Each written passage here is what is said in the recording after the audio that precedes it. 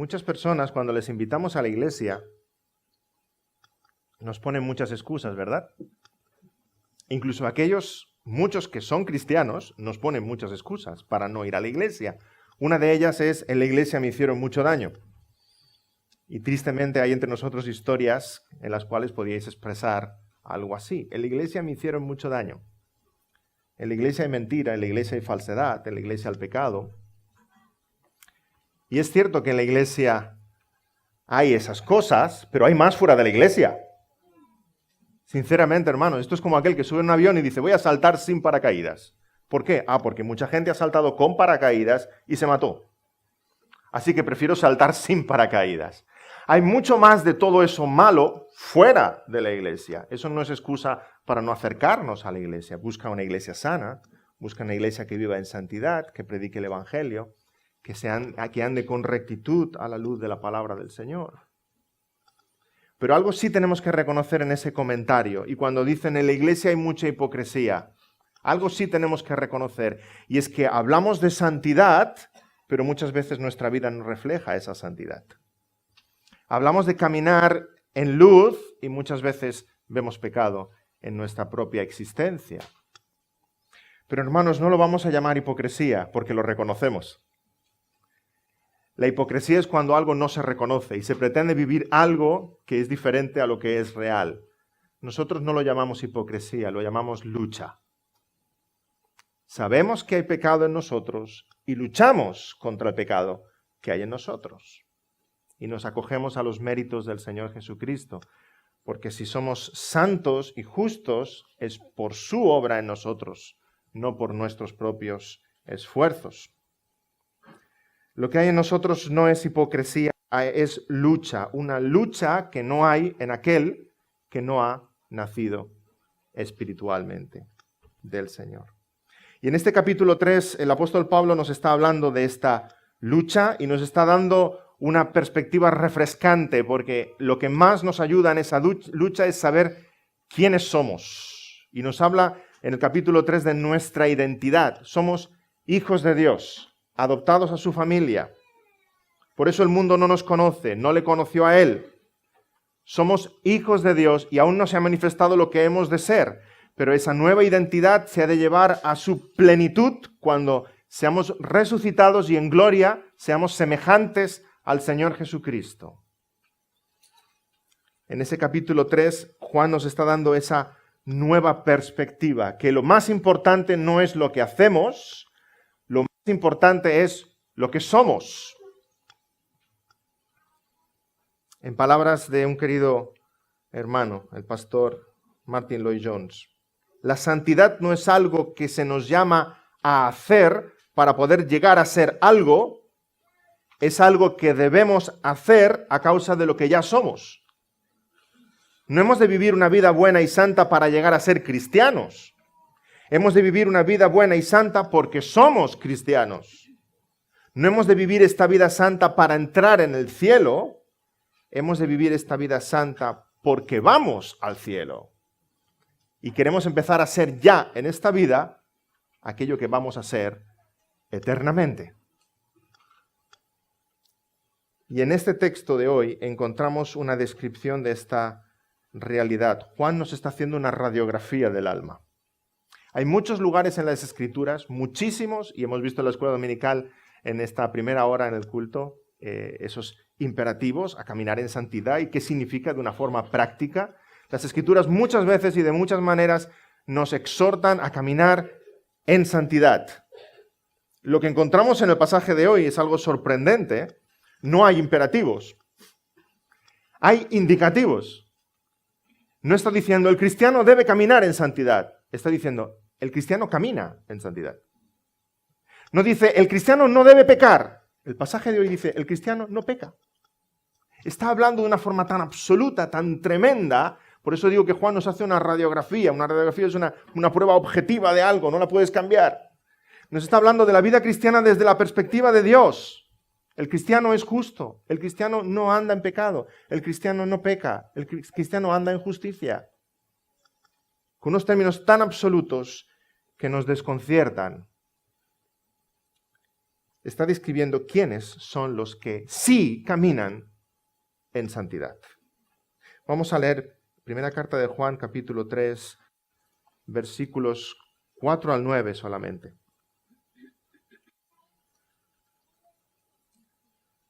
Todo aquel que comete pecado infringe también la ley, pues el pecado es infracción de la ley. Y sabéis que Él apareció para quitar nuestros pecados, y no hay pecado en Él. Todo aquel que permanece en Él no peca. Todo aquel que peca no le ha visto ni le ha conocido. Hijitos, nadie os engañe. El que hace justicia es justo, como Él es justo. El que practica el pecado es del diablo, porque el diablo peca desde el principio. Para esto apareció el Hijo de Dios, para deshacer las obras del diablo. Todo aquel que es nacido de Dios no practica el pecado, porque la simiente de Dios permanece en él. Y no puede pecar, porque es nacido de Dios. En estos versículos vamos a ver varias ideas del apóstol Juan, varias de ellas repetidas. De hecho, Juan lo que está haciendo en estos versículos es darnos unas afirmaciones y luego repetirlas todas de nuevo en los siguientes versículos, al estilo del paralelismo hebreo. Si nos fijamos, versículos 4 al 6 dice una serie de cosas y luego versículos 7 a 8 repite las mismas cosas con otras palabras. Así que nos vamos a centrar en lo que Juan dice y lo que Juan nos vuelve a decir, para reflexionarlo en nuestros corazones. Y lo primero que nos dice y exhorta en este pasaje es que el pecado es infracción de la ley. Si realmente somos hijos de Dios, queremos caminar en justicia. Eso es cumpliendo la ley del Señor. Eso es en obediencia. Eso es en santidad. Pecado significa infringir la ley que Dios nos ha dado. Por supuesto, aquí cuando dice ley se refiere a la ley que Dios nos ha dado. Tristemente no se refiere a la ley del mundo. Ojalá la ley del mundo reflejara la voluntad de Dios, pero no es así, ni en el mejor de los casos. Muchas veces la ley está diciendo lo contrario que dice la voluntad de Dios. Y cuando el pecado es legal, la iglesia es ilegal. ¿Sí? Cuando dice aquí ley, se refiere a la ley de Dios, a su voluntad expresada en su santa palabra. Y nos dice que el pecado es infracción de la ley. Hermanos, por tanto, para saber lo que es pecado necesitamos conocer la ley. Espero que ninguno de vosotros haya agarrado un coche y haya conducido por la ciudad sin haber estudiado el manual y sin haberse sacado el carnet, y etcétera, etcétera. Si te detienen, tienen toda la razón del mundo, y para llevarte a prisión también. Y además, si no conoces las normas, no conoces cuándo estás infringiendo la ley, pero la infringes aunque no lo sepas. No puedes saltarte los semáforos en rojo y decirle al guardia, es que yo no sabía que uno no podía saltarse los semáforos en rojo. La ignorancia no es excusa. Asimismo, tenemos la palabra de Dios para escudriñarla, para conocer su voluntad, qué es lo que quiere y espera de nosotros, y tu ignorancia no es excusa para saltarte la ley. Debemos conocer la ley, porque transgredir la ley de Dios, eso es pecado contra Dios. Hemos de meditar en sus estatutos, hemos de obedecer sus estatutos, hemos de agradarle en todo. Veamos el primer pecado del hombre. Dios expresó su voluntad en el huerto del Edén. Claramente, tenemos un Dios que es recto y bueno. Dios no nos deja a nuestra suerte. Él expresa su voluntad y por tanto sabemos cómo obedecerle. Sabemos cómo agradarle. Dios expresa su voluntad, cuál es el bien y el mal. De estos árboles puedes comer, de este árbol no comerás. Y Adán y Eva se acercan a aquel árbol prohibido y comen. Eso es la transgresión de la ley de Dios. Y si entendemos este concepto que Juan nos está compartiendo, que pecado es transgresión de la ley, nos daremos cuenta de que somos más pecadores de lo que pensábamos. Porque ¿cuántas veces transgredimos la ley de Dios? En hechos, en pensamientos, en palabras, en deseos. ¿Amas perfectamente al Señor tu Dios sobre todas las cosas y a tu prójimo como a ti mismo? Bueno, casi todo el rato. Estamos transgrediendo la ley de Dios continuamente. Y aquí este concepto de Juan va en contra de lo que decían los gnósticos de aquel entonces. Los gnósticos, muchos pensaban que se podía pecar exteriormente, pero bueno, es el cuerpo el que peca. Mientras el alma se conserve pura. Qué morro, ¿verdad? Es el cuerpo el que peca, pero no. El cuerpo y el alma están absolutamente separados, eso es lo que decían los gnósticos. El cuerpo es el que peca, el alma se conserva pura y podían vivir de forma licenciosa y desordenada. Los fariseos tenían el concepto contrario, ¿verdad? No pecaban exteriormente, no pecaban de forma visible, pero por dentro, sus corazones, Señor Jesús los llama sepulcros blanqueados. Por dentro están llenos de podredumbre. Pensaban que podían estar limpios por fuera y que por dentro podría haber cualquier cosa. El Señor Jesucristo nos da un nuevo concepto del pecado. Que el pecado no es exterior o interior, el pecado es completo. Tú cuando transgredes la ley de Dios, la transgredes en alma y cuerpo. El Señor Jesús dijo que si mirabas a una mujer para codiciarla en tu corazón, ya habías cometido adulterio. El Señor dijo que si decías a tu hermano necio, ya eras culpable de asesinato. El Señor Jesús no hacía ninguna separación entre esa dimensión interna y externa del pecado. El pecado es pecado en alma y cuerpo. Dice Mateo 15, 19, porque del corazón salen los malos pensamientos, los homicidios, los adulterios.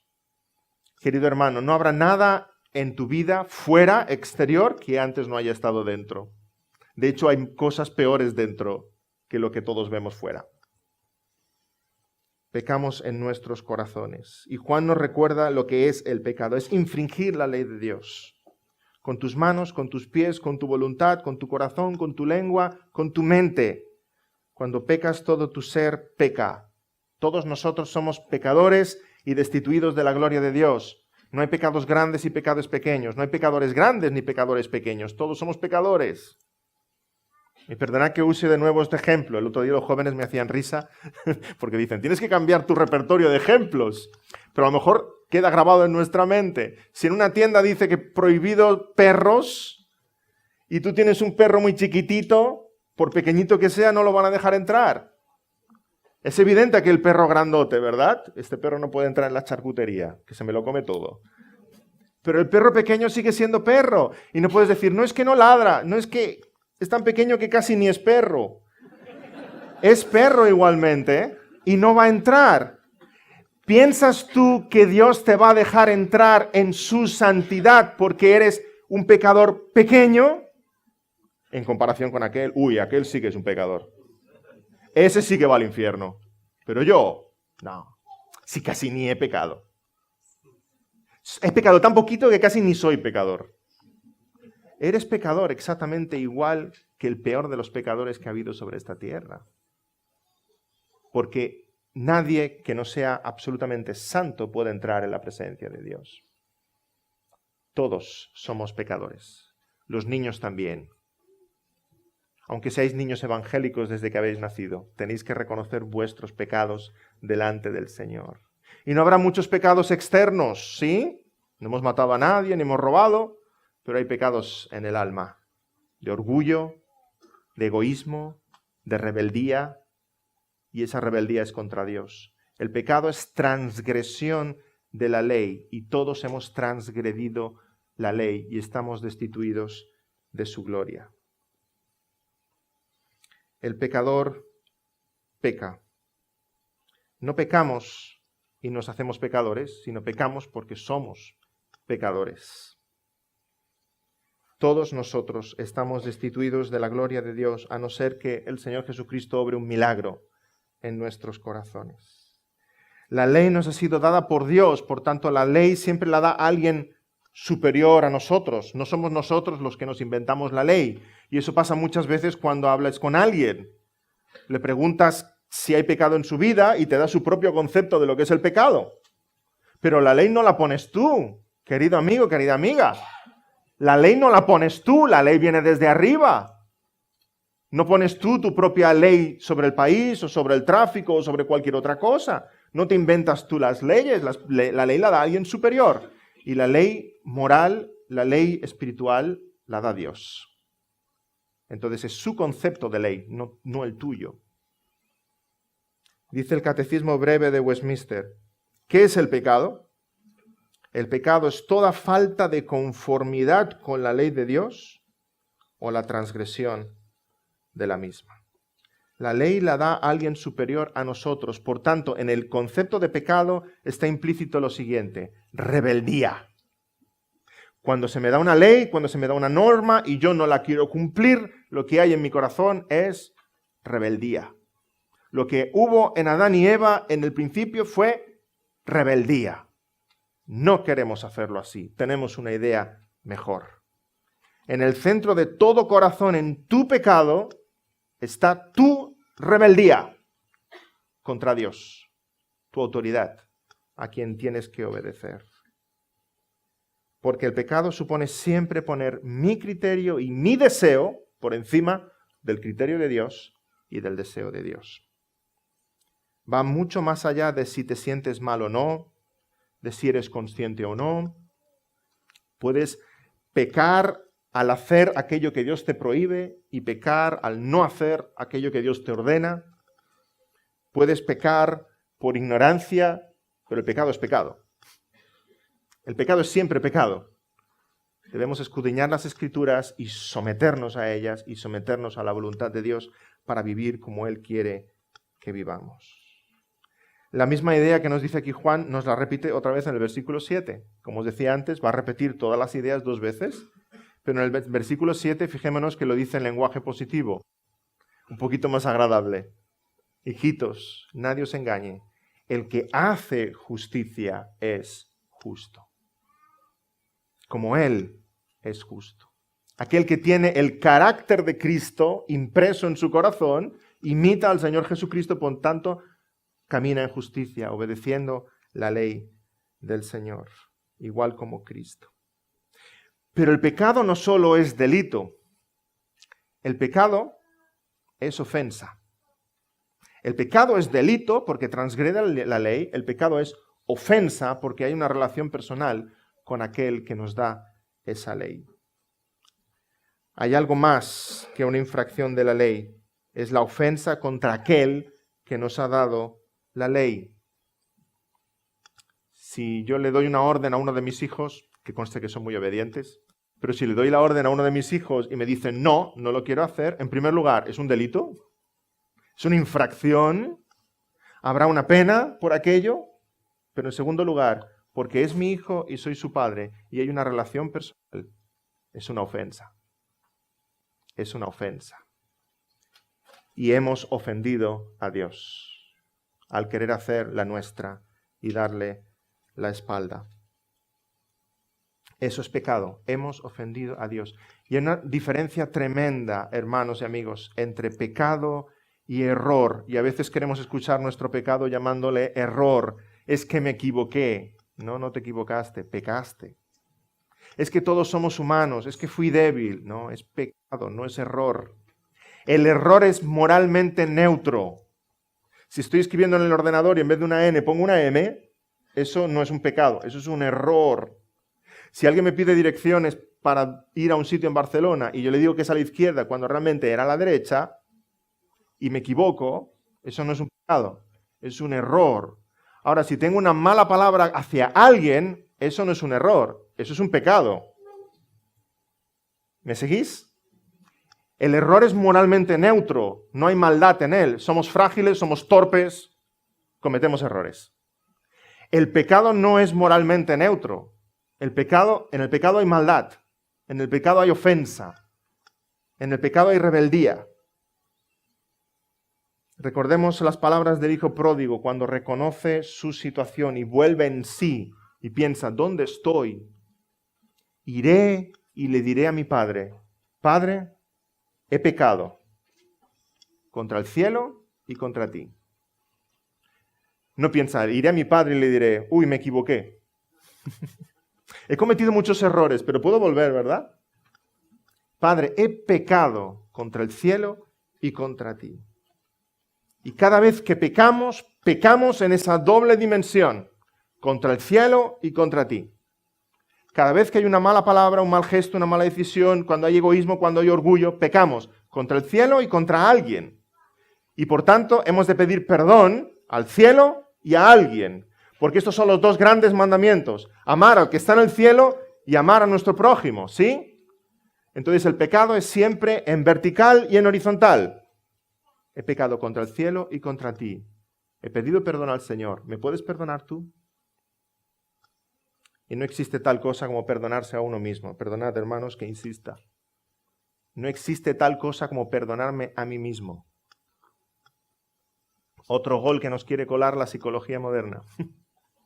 No existe tal cosa, porque yo no pongo una ley sobre mí mismo que yo infrinjo, que luego yo me decepciono a mí mismo, que luego yo mismo me tengo que pedir perdón a mí, y a lo mejor Dios me ha perdonado, pero yo aún no me perdono. O sea, yo estoy por encima de Dios. Muy bien.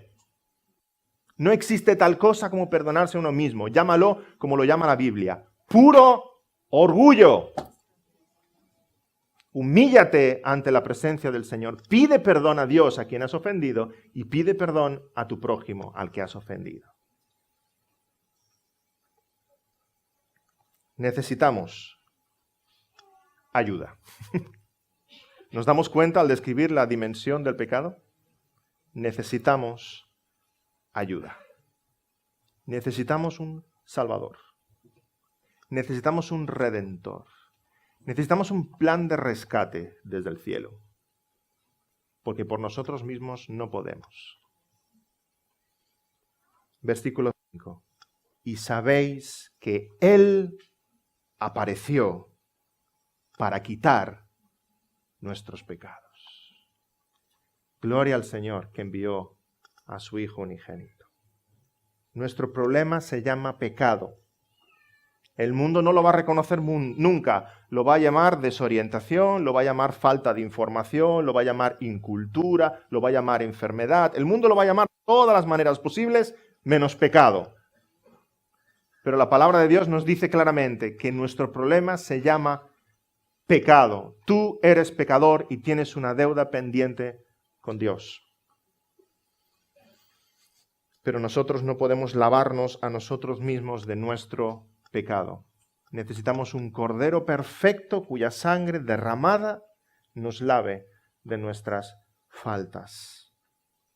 Y esta frase de Juan, y sabéis que Él apareció para quitar nuestros pecados, nos recuerda aquella frase que dijo Juan el Bautista cuando vio al Señor Jesús antes de su bautismo. He aquí el Cordero de Dios que quita el pecado del mundo. Solo Él puede quitar los pecados, porque en Él no hay pecado. Según la ley de Moisés, un cordero que era sacrificado como expiación por los pecados tenía que ser un cordero limpio, un cordero puro, un cordero sin defecto alguno. No podías sacrificar un cordero que estaba cojo, que estaba tuerto, que estaba enfermo. Era un cordero perfecto. Del mismo modo, el cordero que Dios entrega no es uno que nosotros ponemos, es el que Él pone. El Cordero de Dios es perfecto, sin pecado, sin mancha alguna. Y su sacrificio es perfecto y suficiente para lavarnos de nuestra maldad. Cristo vino para quitar nuestros pecados. De nuevo, Juan repite lo que acaba de decir en el versículo 8 y lo expresa de esta manera, que Cristo vino para deshacer las obras del diablo. ¿Nos damos cuenta del paralelismo? Habla de quitar el pecado y habla de deshacer las obras del diablo, porque realmente el pecado es la obra del diablo. El diablo fue el primero que pecó. Antes que Adán y Eva, el pecado existía. El primero en desobedecer fue Satanás. El primero en rebelarse fue Satanás. El primero en transgredir la ley de Dios fue Satanás. Y luego los diablos que le siguieron a él. Satanás lo que hace en el huerto del Edén disfrazado de serpiente es introducir ese pecado que ya había hecho estragos en la dimensión angelical, introducirlo en nuestra dimensión humana para arrastrar a tantos como pudiera con él al fuego del infierno. Es la obra del diablo. Es su plan de destrucción de los planes de Dios. El primero en ser expulsado de la presencia de Dios no fueron Adán y Eva. Fue Luzbel el primero en ser expulsado de la presencia de Dios. Y ahora en el Edén la serpiente introduce el pecado entre nosotros. Nos engaña y nos creemos su mentira. Pecamos, nos rebelamos contra Dios, somos apartados de la presencia y de la gloria de Dios. Pero Cristo, nos está diciendo Juan, pero Cristo vino precisamente a deshacer eso, a destruir las obras de Satanás, a restituir esa relación rota con Dios y rota entre nosotros. Cristo vino, el hijo de Eva prometido, vino a aplastar la cabeza de la serpiente. En Cristo Jesús nuestros pecados son perdonados. En Cristo Jesús la obra del maligno está deshecha. Deshecha, desmantelada. Hermanos, necesitamos ese Salvador del cual nos habla Juan. Cristo vino, Cristo se manifestó, Cristo se hizo carne para deshacer esa obra del pecado. No la puedes deshacer tú. Por mucho esfuerzo que hagas, por muchas buenas obras que hagas en toda tu vida, no vas a poder compensar las malas obras que has hecho. Aunque tuvieras un día santo, uno, a ver quién lo consigue.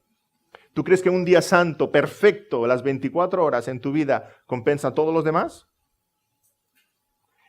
Ni una ofensa a Dios puede compensar un día santo. Aunque fuera verdad la reencarnación y pudieras vivir otra vida perfecta, esa vida perfecta no compensa esta vida imperfecta. Nunca, ni por nuestros esfuerzos, ni por nuestras buenas obras, vamos a poder librarnos del pecado por nosotros mismos. Necesitamos un libertador.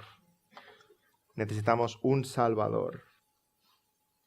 Esa es la razón por la cual Cristo vino a deshacer las obras del diablo y a liberarnos. Cristo es nuestro Sansón que derriba las columnas del templo de Satanás y destruye al enemigo con su propio sacrificio. Y por su muerte nosotros somos liberados. El pecado, Juan lo está diciendo claramente, y nos hace toda una introducción con el tema de la luz y las tinieblas para llegarnos a este punto y que comprendamos que el pecado es la razón de la venida de Cristo Jesús a esta tierra. Si no hubiésemos pecado, bueno, ahora estamos haciendo ciencia ficción o teología ficción. Si no hubiésemos pecado, Dios podría habernos dejado vivir en esta vida y cuando Él hubiera querido, como hizo con Elías, como hizo con Enoc, llevarnos con Él a la gloria. ¿Sí? Pero porque hemos pecado, tenemos una deuda pendiente con Dios y no podemos entrar en la gloria. Necesitamos a alguien que pague ese precio del rescate. El pecado es la causa, la razón por la cual Cristo vino y se hizo carne entre nosotros. Imagina un niño que se ha portado muy mal en el colegio. Ninguno de los nuestros, ya lo sé. Tan mal que el director te llama a casa. Los papás ya están temblando con este ejemplo. El director te llama a casa y te dice, su hijo, por favor venga, se lo tiene que llevar usted. Ha faltado el respeto a la profesora, ha pegado a los compañeros, ha roto una ventana, ha roto su mesa. Tiene usted que venir aquí, tiene usted que pagar los desperfectos y esperamos alguna explicación, la verdad. Si puede hablar con la profesora. Bueno, lo primero que sientes es una profunda vergüenza, te armas de valor y vas al colegio. Y cuando tu hijo te ve, sonríe y te dice, mamá, estás aquí, tenías muchas ganas de verme, ¿verdad? Por eso no has podido estar más tiempo sin verme. Y tú te lo miras como, o es ingenuo o se está haciendo el tonto. Una de dos. Porque no es precisamente el amor que te ha acercado. Y claro, por supuesto que amas a tu hijo, pero es su tremenda infracción de las normas de la ley lo que te ha llevado hasta ese lugar y por eso estás allí en el colegio enderezando el entuerto. Esa es la razón, nos está diciendo Juan, por la cual Cristo Jesús vino aquí entre nosotros, porque no podíamos liarla más. porque no lo podíamos hacer peor, porque estábamos a punto de la autodestrucción. Si pasaron pocos años y Caín ya estaba matando a Abel, ¿qué perspectiva tiene eso? La autodestrucción. Cristo vino a saldar la deuda, Cristo vino a liberarnos del pecado, Cristo vino a liberarnos de Satanás, Cristo vino a liberarte de ti, que eres tu peor enemigo. Y habéis escuchado 1000 veces que, es que Dios nos amaba tanto. Dios te amaba tanto que vino a la tierra. Dios, mira si vales para Dios, que sacrificó a su Hijo Jesucristo. Mira cuánto vales para Dios. No, mira cuán grande era tu deuda. Mira cuán grande era tu deuda que se tuvo que pagar con la sangre del Señor Jesucristo. Mira cuán miserable y grande era tu pecado que el Hijo de Dios tuvo que venir a hacerse carne para rescatarte. Mira cuán grande tu ofensa, mira cuán grande el problema, mira cuán grande la cima entre el cielo y la tierra, que el Hijo de Dios tuvo que venir y ser sacrificado como un cordero santo para pagar tus pecados. Cristo vino a la tierra en una misión de rescate. Vino a rescatarnos, vino a salvarnos, vino a recoger a sus ovejas. Cristo vino a rescatarnos incluso de nosotros mismos y así derrotar al diablo. En Lucas capítulo 11 encontramos este tremendo episodio en que que el Señor Jesús saca un demonio y luego empiezan a acusarle a él de que si él hace las obras de Satanás, y Jesús dice que un reino dividido no se puede mantener. ¿Cómo va Satanás a atacar a Satanás? Que él viene de parte de Dios y usa esta expresión, Lucas 11, 21. Cuando el hombre fuerte armado guarda su palacio, en paz está lo que posee. Pero cuando viene otro más fuerte que él y le vence, le quita todas las armas en que confiaba y reparte el botín. Ese es Cristo. Cristo ha venido, Cristo ha atado a ese hombre fuerte que es Satanás. Y realmente Cristo le vence y se queda con todo lo que él tenía como su propiedad. Satanás nos quitó la paz, Jesucristo viene y nos la devuelve. Satanás nos quitó la esperanza, Jesucristo viene y nos la devuelve. Satanás nos quitó el gozo, Cristo viene y nos lo devuelve. Y Cristo vino a vivir una vida perfecta delante de la presencia de Dios, cumplir la ley de Dios, morir en rescate por nosotros, vencer a la muerte y ahora nos da la resurrección y la vida. Él vence y nos reparte el botín. Y los cristianos disfrutan ya en esta tierra de lo mucho que vamos a disfrutar en la eternidad, porque allí Jesucristo está preparando mansión para nosotros y un banquete celestial. Hay victoria sobre el pecado porque Cristo ha conseguido esa victoria sobre el pecado. La siguiente pregunta a la que nos lleva el apóstol Juan es cómo esa victoria sobre el pecado se ve en tu vida, hermano. Cristo ha vencido al diablo, ha vencido al pecado, ha vencido a la muerte. Eso es una realidad. ¿Cómo esa victoria de Cristo se ve reflejada en tu vida?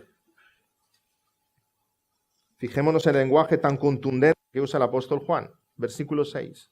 Todo aquel que permanece en él no peca.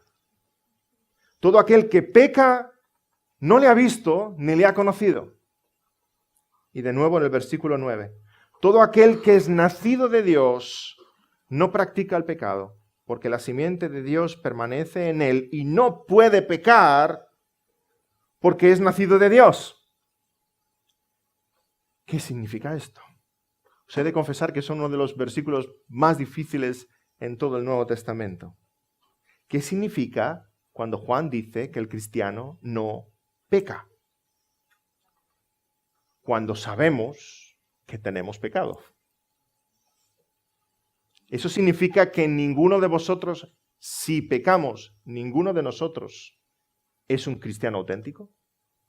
Eso significa que si hay pecado en tu corazón, no vas a ver la gloria de Dios. Repito, estamos en uno de los pasajes más polémicos del Nuevo Testamento, que a lo largo de la historia, y no voy a hacer ningún resumen histórico porque es larguísimo, ha creado tremendos debates teológicos, y la base principal está en este pasaje. Hay quienes entienden que en efecto un verdadero cristiano no puede pecar. Otros dicen que hay dos tipos de cristiano: aquellos que aún están luchando con el pecado y aquellos que ya definitivamente han llegado a un estado de santidad y perfección, los cristianos espirituales, y esos ya no pecan. Algunos creen en esa doctrina del perfeccionismo, que dice que aquí en la tierra el cristiano puede llegar a ese nivel de perfección hasta el punto de sentirse liberado del pecado. Pero no podemos entender que existan dos tipos de creyentes, hermanos, porque esta primera carta de Juan va dirigida a todos los creyentes, no a una élite de superespirituales. Esta carta de Juan va dirigida a todos los creyentes, a todos nosotros. Más aún, si Juan está diciendo esto, que el verdadero creyente no peca de ninguna manera, Juan se está contradiciendo a sí mismo, que hemos leído en versículos anteriores, capítulo 1, versículo 8. Si decimos que no tenemos pecado, nos engañamos a nosotros mismos. Juan acaba de decir eso poco antes. Que la actitud del creyente debe ser la de confesar su pecado y acudir a nuestro abogado celestial. Versículo 9. Y Él es fiel y justo para perdonar nuestros pecados.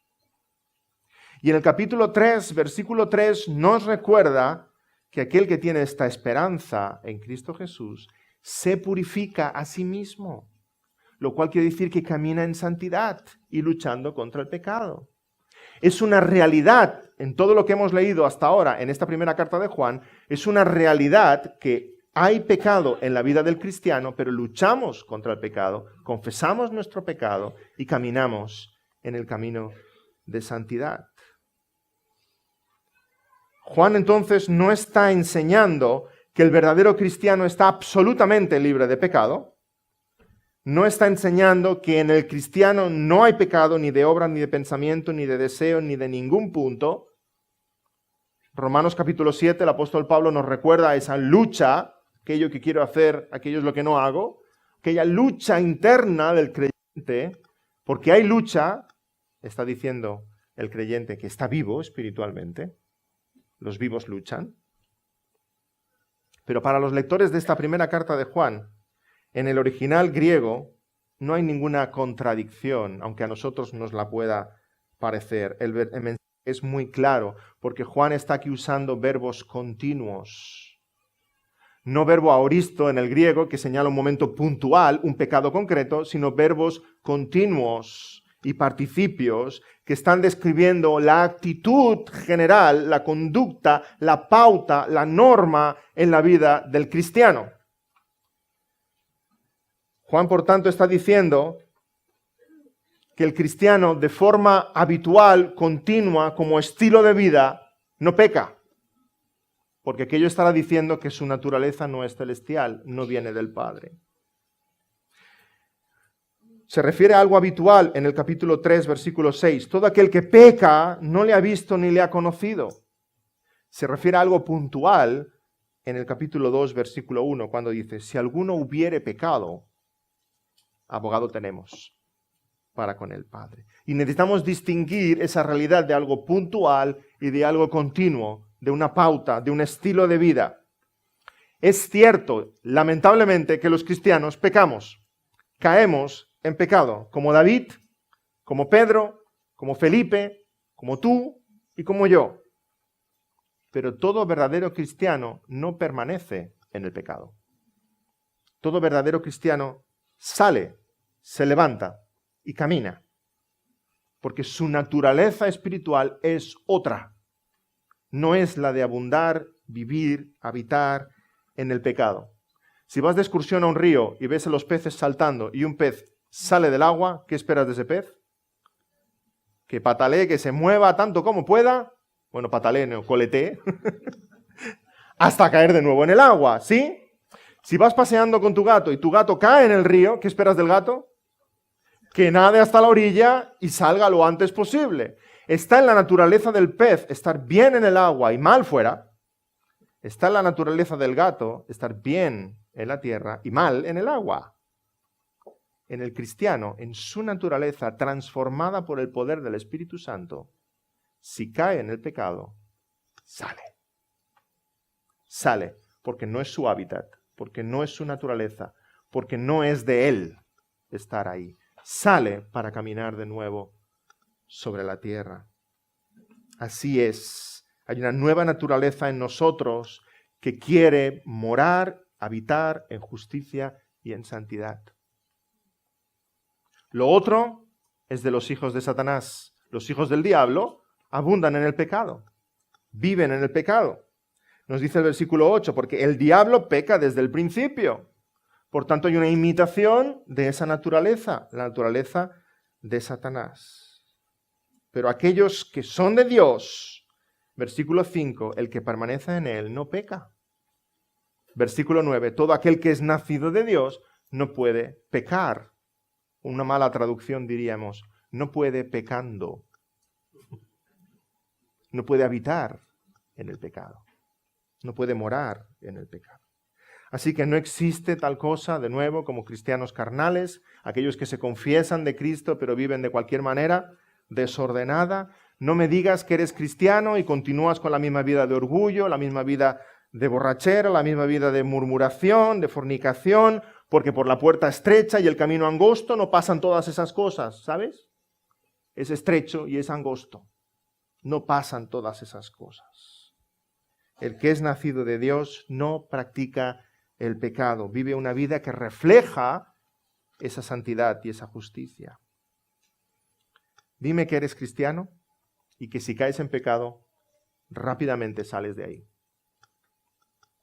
Dime que eres cristiano y que ya no quieres volver a la pocilga donde mendigabas algarrobas, porque estás sentado en la mesa del Padre, donde hay manjares celestiales.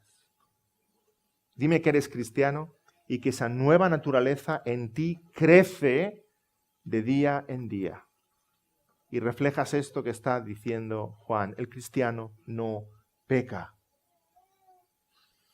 Desde la óptica de Dios, eso es una realidad ya consumada. Recordamos Romanos capítulo 8, cuando dice aquellos que son justificados son glorificados, y tú dices, ¿dónde está la gloria? Desde la perspectiva de Dios, ya estamos glorificados. Está hecho, es cuestión de tiempo. Desde la óptica de Dios, el cristiano no peca en absoluto, porque en la Nueva Jerusalén no podrá entrar ninguna inmundicia. Sabemos ahora, aquí, en esta vida, que nuestra vida está llena de contradicciones, que queremos andar en luz, pero nos tientan las tinieblas. Hay contradicciones, incluso podríamos acusar a Dios de contradicciones. Señor, si has vencido a Satanás, ¿por qué sigue haciendo de las suyas? Señor, si ya me has redimido del pecado, ¿por qué no soy ya perfecto? Y es un misterio para nosotros, ese por qué. Probablemente para que dependamos más aún, porque Él nos da su maná celestial diariamente. Es para nosotros un misterio la vida de santidad. Y vemos una contradicción en nosotros, que a los ojos de Dios ya somos algo, pero en esta vida estamos siendo algo. Estamos siendo santos. Estamos caminando en esa luz que el Señor nos ha dado. Pero así como Josué conquistó la tierra prometida, y la tierra era prometida, ya era suya, pero tuvo que luchar cada día para echar a los enemigos de Dios, asimismo, esa santidad que te ha sido prometida es tuya. Esa victoria sobre el pecado es tuya. Cristo te invita a luchar como Josué, a sacar la espada espiritual y a conquistar cada rincón de tu corazón para la gloria del Señor Jesús.